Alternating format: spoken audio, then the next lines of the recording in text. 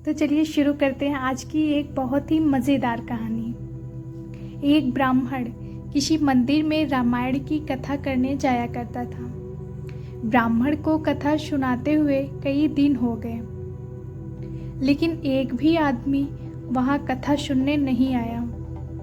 एक दिन ब्राह्मण देवता जब कथा पढ़कर वापस लौटे तो राम की मूर्ति ने अपने पास खड़े हनुमान से पूछा, हे पवन पुत्र, यह बेचारा ब्राह्मण रोज यहाँ कथा करने आता है, लेकिन सुनने वाला कोई नहीं।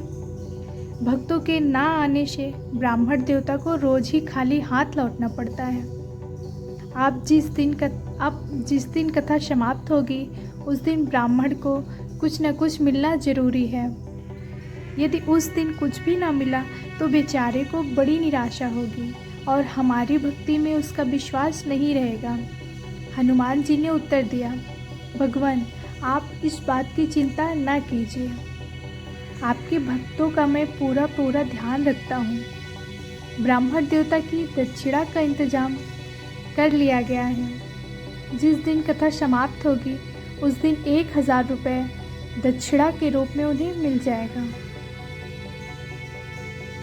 राम और हनुमान में होने वाली इस बातचीत को एक कंजूस सेठ सुन रहा था। सुनकर खुशी से उछल पड़ा। दौड़ा सेठ ब्राह्मण के घर पर जा पहुंचा।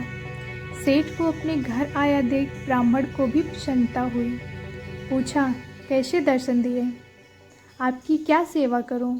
सेठ बोला, महाराज जी, सेवा करने के लिए भगवान ने मुझे आपके चरणों में भेजा है। आपसे कुछ निवेदन करना चाहता हूँ। धन्यवाद, कहिए क्या कहना चाहते हैं? सेठ बोला, इतने दिनों से आप मंदिर में कथा करते आ रहे हैं और अब कथा की समाप्ति का समय आ गया है। इस संबंध में आपके साथ ठेका करने आया हूँ। ब्राह्मण ने पूछा, कैसा ठेका? यही कि कथा की समाप्ति के दिन जो दान दक्षिणा अन्न वस्त्र आपको प्राप्त होगा वह मेरा रहेगा। उसके बदले में मैं आपको 500 रुपये देता हूँ। यह कहकर सेठ ने 500 रुपये निकालकर ब्राह्मण के सामने रख दिए। ब्राह्मण को हंसी आ गई। बोला, सेठ जी, क्यों मेरी हंसी उड़ा रहे हैं? आप देख रहे हैं कि मैं कई दिनों से कथा कह रहा हूँ, लेकिन श्रोता तो एक भी नहीं आता। मुझे लगता है कि समाप्ति के दिन भी वहाँ कोई नहीं आएगा। जब लोग ही ना आएंगे तो दान दक्षिणा कहाँ से मिलेगी? सेठ बोला, कोई बात नहीं, चाहे कुछ मिले या ना मिले, वो तो मेरे भाग्य की बात है। जितना मिलेगा वह मेरा रहेगा। उसके बदले में आप 500 रुपये रख लीजिए। सेठ के आग्रह पर पंडित जी ने रुपए ले लिए। वे मन ही मन प्रसन्न थे।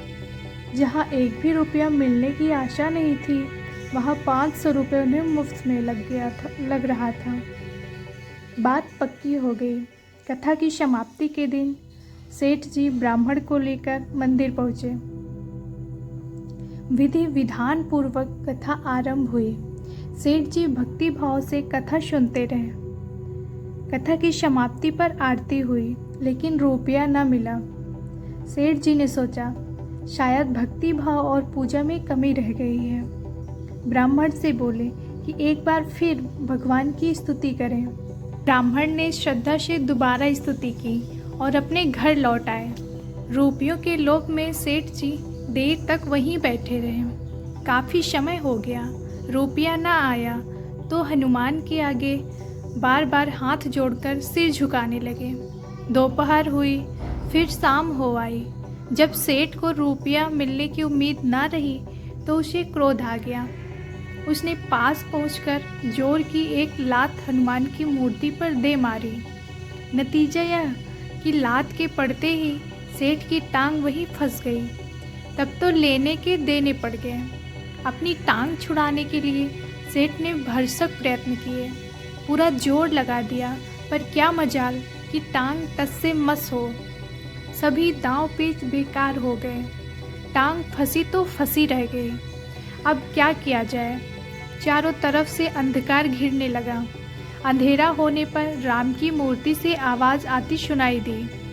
भगवान राम हनुमान से पूछते हैं, हे हनुमान जी, आज तो ब्राह्मण देवता कथा समाप्त कर चले ही गए, लेकिन हुआ क्या?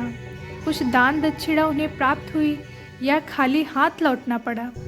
हनुमान की मूर्ति से उत्तर मिला, प्रभु, आपके भक्तों को खाली हाथ मैं नहीं जाने देता। ब्राह्मण देवता बहुत प्रसन्न हैं। कुछ दिन पहले 500 रुपया एडवांस में दिलवा दिया था और अभी 500 रुपये में टांग गिरवी रखी है। जब तक बाकी रकम नहीं मिलती टांग नहीं छोड़ूंगा। सेठ ने सुना तो उसकी आंखें खुल गई। लगा कि 500 रुपये दिए बिना टांग नहीं छूटेगी। रात भर वह अपनी एक टांग के बल खड़ा रहा। सुबह हुई तो अपने घर पर संदेश भिजवाकर रुपया मंगा लिया और हनुमान के आगे रखकर क्षमा प्रार्थना की। तभी सेठ की टांग छूट गई। दोस्तों, लेने के देने पड़े हिंदी कहानी को आपको कैसी लगी? हिंदी कहानी सुनने के लिए धन्यवाद। आपको ये कहानी कैसी लगी नीचे कमेंट करके ज़रूर बताइएगा। अगर आपको ये कहानी पसंद आई हो तो अपने दोस्तों के साथ ज़रूर शेयर करें और ऐसे ही प्यारी कहानियाँ सुनने के लिए हमारे चैनल को विज़िट करें। धन्यवाद।